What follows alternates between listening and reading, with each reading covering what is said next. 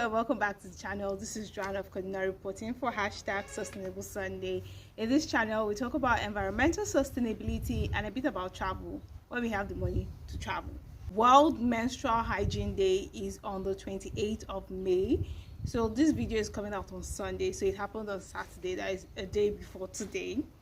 Now, on this day, we raise awareness about women's menstrual health. And one of the things that's continually plagued women's menstrual health is period poverty.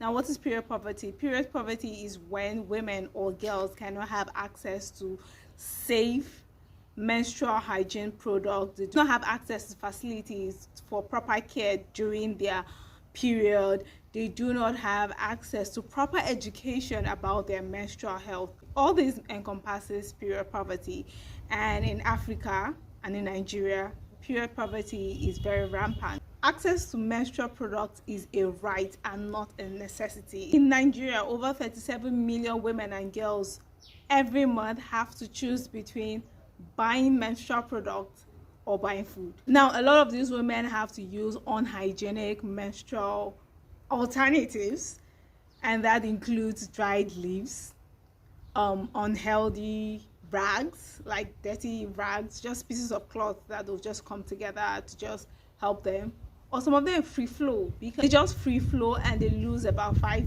to 6 days of active working days because they are on their menstrual period, because they're on their period, and because they do not have access to products that will help them go about their daily lives while they are also on their period.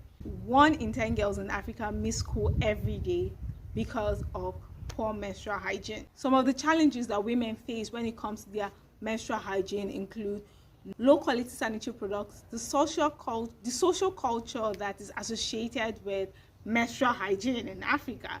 There's a lot of hush-hush when it comes to that topic. A lot of young girls in Nigeria only get to know about their period when they actually start having their period. There's no access to sanitation. There's no access to sanitation and hygiene facilities. For instance, a girl could be on her period, but in her school, there's no toilet for her to change the pad when her pad is full. And that is poor.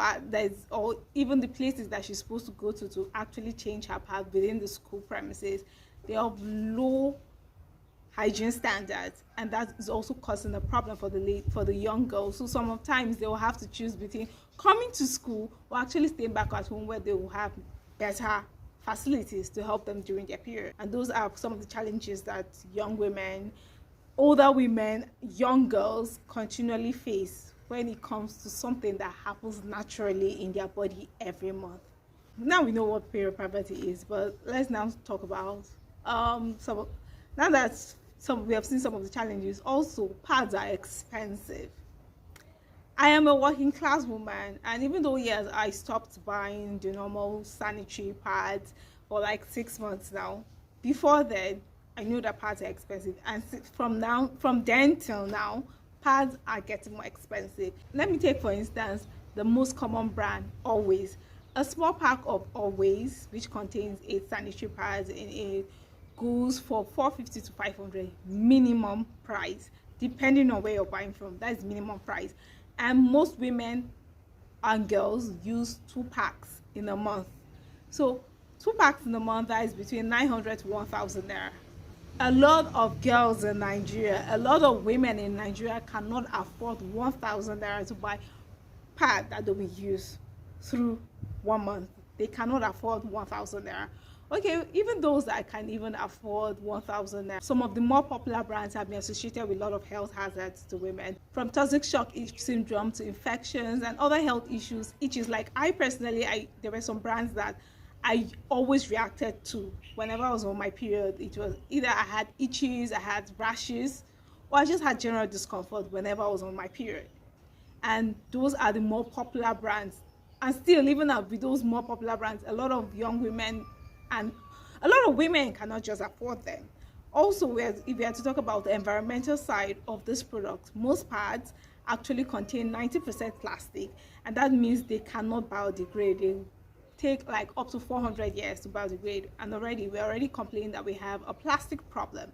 And so, and as such, even though that we need this product, they also are not very good for the environment. It is essential for our well-being as women, but at the same time, it is not friendly for the environment. Now, some organizations actually buy pads for women and girls that are in disadvantaged situations, disadvantaged conditions, to help them. But how sustainable is that? Pads every day are on the rise. Like, the prices of price every day are on the rise. How do these organizations, going to continually meet up with the rising demands of pads for these women everywhere? Because as the prices of pads are rising, also the poverty level in Nigeria keeps on climbing. That means more women every day cannot afford to have clean, hygienic menstrual products during their period. Now that pads are expensive and there are a lot of hazards related to them, could zero waste period products be the answer, be the solution to period poverty? Now, what are zero waste period products? Zero waste period products include reusable pads, period cups, period underwear, and also period products that are made with biodegradable materials. Those are examples of zero waste period products. They do not leave as much waste as the normal conventional pads and tampons that we have up and down. So now trying to classify how these products could actually help low-income women or women in disadvantaged situations. For me, I would pick reusable pads and period cups over the other zero waste options, because to me they are more sustainable for these women. Now, how can this product be more sustainable to help end period poverty? If organizations and the government could actually invest in women making these reusable pads for themselves and actually investing in them so that they could also sell it to other women like them. Reusable pads and period cups are actually way more cheaper than the normal conventional pads, being that reusable pads could serve a woman for 2 to 5 years, and period cups could last for up to 10 years. So that means period cups are actually more sustainable and could help a woman or a girl out there. But the thing with period cups is not widely accepted, especially in Nigeria, for instance. Especially in Nigeria, that we're obsessed with virginity. Put it like that. We're obsessed with virginity, and as such, the fact that you have to put something inside you doesn't sit well with a lot of women, and there's not enough education when it just comes to normal menstrual health. Not to talk of telling them that you putting this cup inside you is okay, it is fine, nothing's going to happen. Nothing's going to happen to your virginity. There's still a gray area. I remember early this year, medical personnel talked about menstrual cups, talked about period cups on Twitter, and Twitter is even where you're supposed to have more woke people. And then, even though, yes, I'll say the approach of that individual, that health personnel, was a bit snobbish, but still, the person was trying to pass a message, and a lot of people were like, there is no way in hell I am putting something inside me. How am I sure that thing is not going to fall off? Even me too, I'm still a bit skeptical when it comes to period cups. I'm looking forward to trying it though. And maybe I might be able to comfortably state that it is very okay to use. But there are a lot of people that have given fine reviews on how period cups are marvelous and is the best thing since sliced bread. And even from a sustainable angle for these women, period cups are way better, because you need less water to be able to wash these cups, and they last for they could hold up to 12 hours. You could put them on for like up to 12 hours, put them in you for up to 12 hours, and according to reviews, it collects as much blood. Reusable pads are also great, and you could have them on for like 8 to 12 hours, but they need a lot of water when you're washing off the blood, because you need to wash up all the blood and make sure it's way clean. And water is still a problem for a lot of communities in Nigeria. For a lot of these women that are having this issue with accessing good menstrual products, they will also have problems with having ready access to water. So for me, that is also a gray area. That's also a problem in trying to address this issue, the problem of water.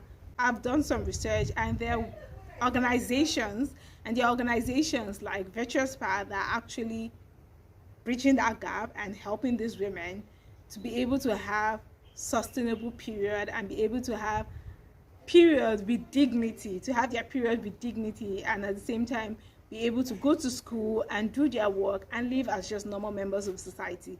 Now period bleed did they bleed, which is very natural to them. They did not kill anybody, but a lot of people have to live like they have killed someone during their period. Also, why I feel like zero waste period products are way more sustainable and will help with ending period poverty is the fact that these products are actually way more comfortable than the normal conventional sanitary pads.